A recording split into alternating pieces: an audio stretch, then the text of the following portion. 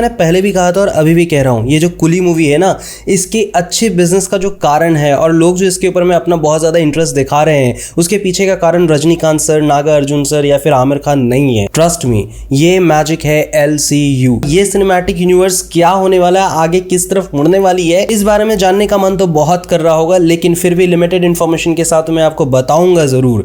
बंदा हाजिर है और मैंने देखा है कुली। ये मूवी कैसी है, क्या आपको इसकी टिकट खरीद करके जाकर के देखना चाहिए? क्या लोकेश कंगराजन ने वही वाला मैजिक दोबारा से हमें दिखाने की कोशिश की है और हमें क्या रोलेक्स का एक भी झलक देखने को मिलने वाला है या नहीं, इसी बारे में बात होगी। उससे पहले अगर आप चैनल पे नए हो तो चैनल को सब्सक्राइब करो, बेल का बटन दबाओ और वीडियो को एंड तक जरूर देखना। सबसे पहले बात करते हैं रजनीकांत सर का जो कैरेक्टर है देवा, वो क्या है। इनका देखा जाए तो एक पास्ट दिखाया जा रहा है और ये जो पास्ट है इनका एक स्मगलिंग का पास्ट है, जब ये गोल्ड जो है स्मगल किया करते थे और उसके बाद से जो है ये लौटे हैं अपने सिंडिकेट में वापस, इसलिए लौटे हैं क्योंकि इनको बदला लेना है और साथ ही साथ सिंडिकेट के अंदर में जो करप्शन चल रहा है उस करप्शन के खिलाफ आए हैं वो और अपने दोस्त का भी बदला लेने वाले हैं। इसके अलावा अगर नाग अर्जुन सर की बात की जाए तो ये भाई साहब जो है ऑर्गन स्मगल कर रहे हैं, यानी बहुत ही खतरनाक और बहुत ही डार्क तरह की स्टोरी जो है नाग अर्जुन सर की दिखाई गई है। वहीं पे अगर श्रुति हसन की बात की जाए तो ये सत्यराज सर की जो है बेटी का रोल प्ले कर रही है।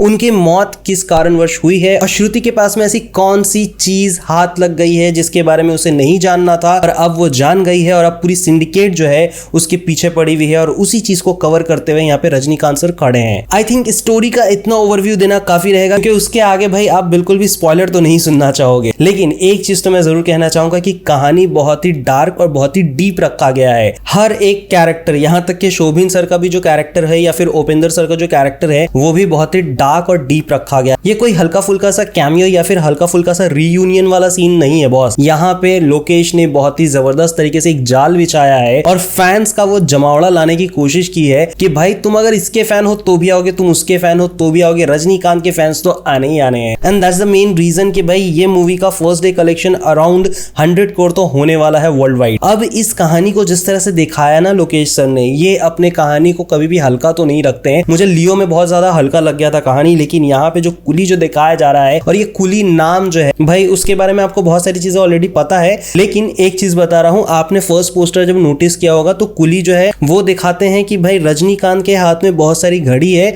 और उस घड़ी से रिलेटेड कुछ कहानी है। यहाँ पे देवा जो है और उसकी जो घड़ी है ना भाई, ये बहुत बड़ा एक कमाल दिखा रही होती स्टोरी में और यही देखने का मजा आता है। अब अगर डायरेक्शन की बात की जाए तो भाई इसमें वही सिग्नेचर आपको देखने को मिलेगा कि ये LCU का पार्ट है और हाँ, और देखा जाए तो एक तरह से ये मूवी 4th इंस्टॉलमेंट है। अब मुझे ज्यादा बताने की जरूरत नहीं है कि मैं कुली को चौथा इंस्टॉलमेंट क्यों कह रहा हूं। इससे पहले अगर आपने कैथी, विक्रम और लियो देखा है तो मुझे बताने की जरूरत नहीं है कि मैं क्यों कह रहा हूं। तो भाई डायरेक्शन में वो मजा है जिसके वजह से आप टिकट कटा करके थिएटर में जाओगे और हर एक कैरेक्टर का जब स्क्रीन पे आना होता है उस वक्त में आपकी सीटियां और तालियां ऑटोमेटिकली निकल जाती है। देखो there is no hate with anyone, लेकिन सच्चाई यही है कि रजनी सर के जो है लास्ट कई सारे मूवी कंटिन्यूसली फ्लॉप जा रही थी। जेलर एक वाहिद मूवी है जो अलग तरह से काम की है, लेकिन उससे पहले कंटिन्यूसली कई सारी मूवी बॉक्स ऑफिस पे कुछ खास कमाल नहीं करती है। तो इसीलिए मैं कह रहा हूं कि इसके अंदर में आपको डायरेक्शन देखने में मजा आएगा और उस डायरेक्शन के ऊपर में सोने पे सुहागा लगता है अनिरुद्ध का बैकग्राउंड म्यूजिक। भाई ये बंदा जो है ना कभी भी फेल नहीं होता और खास करके जब इस भाई साहब को पता है कि मैं किसके लिए काम कर रहा हूं और उसमें कौन कौन दिखने वाले हैं,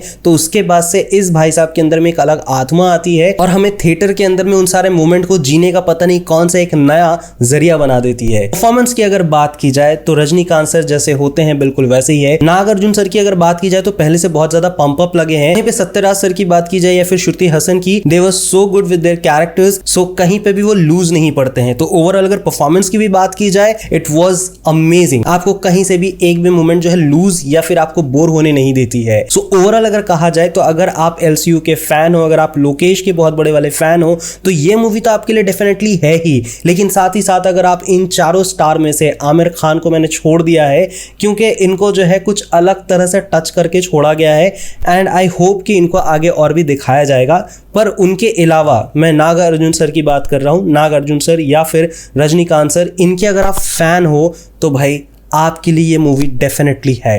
सो that was my honest reaction for this movie. What's your take, please do comment. यहां तक वीडियो देखने के लिए तहे दिल से धन्यवाद। मिलूंगा नेक्स्ट वीडियो में, तब तक के लिए स्वस्थ रहो, मस्त रहो, जबरदस्त रहो।